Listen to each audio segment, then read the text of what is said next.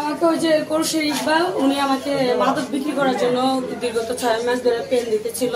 তো যেহেতু আমি অভাবে ছিলাম, তো আমি ভাবছি যে করি, এটা করে যেহেতু অ্যামাউন্ট আসতেছে ঘরে বৈশা সবাই যেহেতু করতেছে, তাহলে আমার তো কোনো আর বাধা নেই।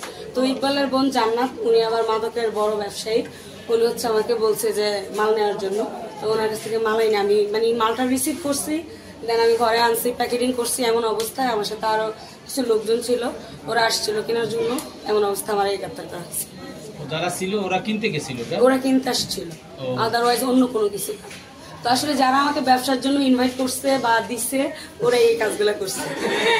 এই কাজটা কি ভালো? এটা তো ভালো না, এটা সমাজে আইন বিরোধী কাজ।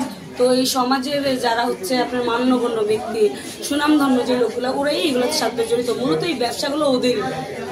যেমন আমাদের এখন তো তত্ত্বাবধায়ক সরকার, যেমন হচ্ছে আপনাদের আগে ছিল যে আওয়ামী লীগের বড় বড় নেতা, ওদেরই আসলে এই ফিন্সি, বিয়ার, মদ এগুলোর বিজনেস ওদেরই ছিল। ওয়ালটন মাইক্রোওয়েভ ওভেনের খাবার গরম রাখে দীর্ঘ সময় ধরে। Walton microwave oven.